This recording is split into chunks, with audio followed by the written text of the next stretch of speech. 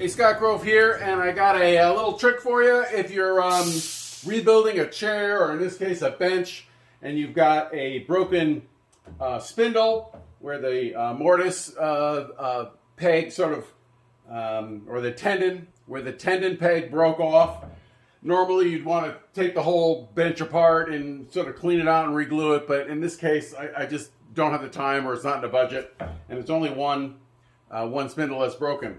So what I'm doing, I've drilled through this way. I've lined up, it was a clean break. And I've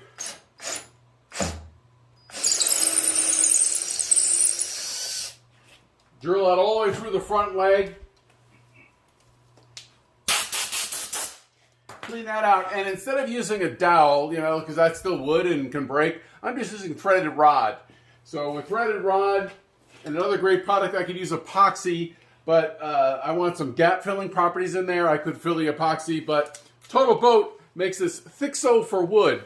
It's a epoxy that comes in a single caulk tube. You get these static mixers, so a little spiral thing that mixes the epoxy all in one shot. Really convenient. I can go ahead and stick this in there and fill a hole that way. I can also squirt it out on a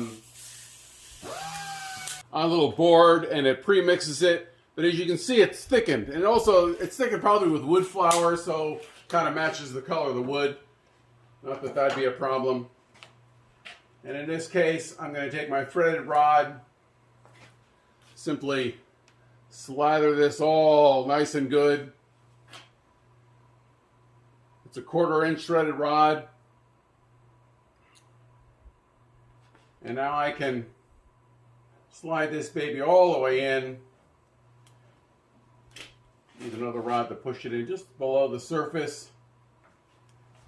I can use the epoxy as a filler. I'll come back and sand that flush. And we are good. Once this sets up after overnight, this will be stronger than the original tendon itself. So here, I'm also going to clamp this now together. Make sure that lines up perfect. Then you clean it with a little acetone and you squeeze out, clean off, and you are good to go. Hope that helps for your next chair or bench restoration project. Thanks for watching, and thanks Totalboat.